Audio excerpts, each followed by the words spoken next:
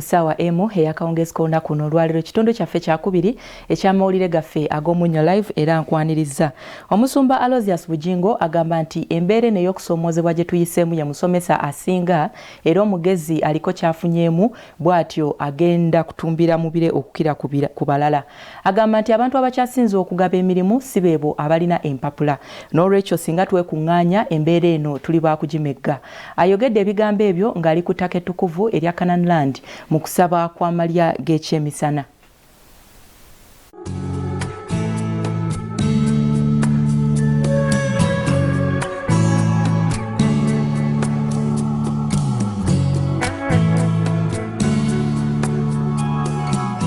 Mu bubaka bw'Omusumba Alozias Bujjingo owa House of Prayer Ministries International bw'awadde bannayuganda n'abakkiriza abakubiriza okunyiikira okunoonya Katonda baleme kutya kiddako. Katonda alina ekitereke eky'ebirungi kyaterekedde abagumye kubanga tuyise mu mbeera nga si nyangu. Setaani buli olabanga ng'asumudde oguterekegwe okubi nsaba kikujjirenga mangu mu birowoozo byo nti Katonda alina package.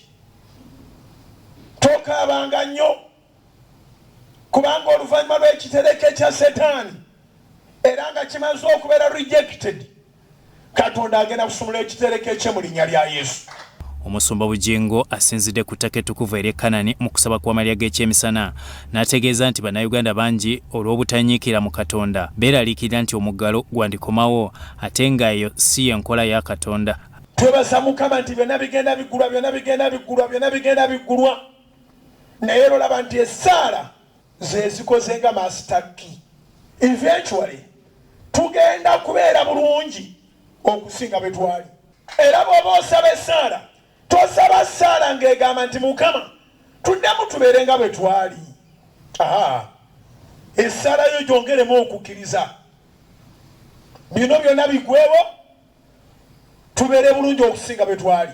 Omusumba Bujjingo agamba nti buli mbeera embi omuntu gy'ayitamu liba ssomo, bw'agivaamu agenda kukiddako. Alina Katonda tatya. Jona bagambye 1 John 4:4 greater is he who is in us than the one who is in the world. Totya muyaga, totya mbeera, totya mulabe byakola bapanga bipange basebo ne bannyabo. Omuntu azimbye ku musenyu n'oyo azimbye ku lwazi tebafaanana.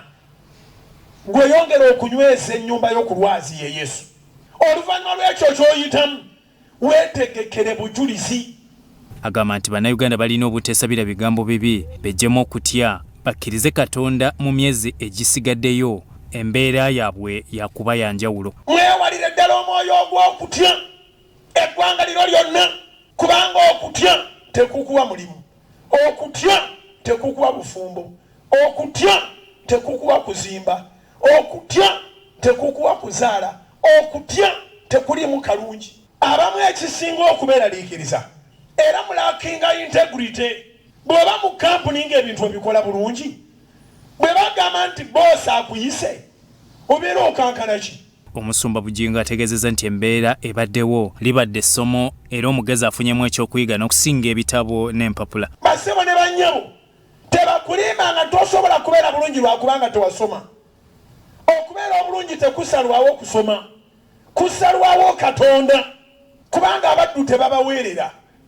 Yusufu bamutunda muto n'abeera mu buddu n'ayigiramu ebintu bingi mu buli mbeera. Manyanga ky'oyigiddemu. Ngene ne mpulira abanaku nga bakaaba ne ngamba kale bano banaku bannange singa bamanyi nti tewali ssomero lyenkana nnaku. Ekyakabenje nti bw'oba oyita mu nnaku yunebu tekuwa bbaluwa naye nabagamba weegabire nga wekka ebbaluwa si yakunoonya mirimu. Abanaku be bagaba emirimu, abasoma banoonya mirimu. Abawadde ekyokulabirako eky'omukulembeze w'eggwanga eyagenda mu nsiko n'anunula eggwanga nga takozesezza bitabo kyokka kati yagabira baprofesa emirimu. Kizibu okusanga akawuntanti nga limugaba mirimu. Batono mwebali abakola faamu zaabwe ne babeera ne audit farms ne bagaba n'emirimu ne balooya mwebali. Naye abasoma basinga obungi omulimu gwe bakola kutambuza mpapula.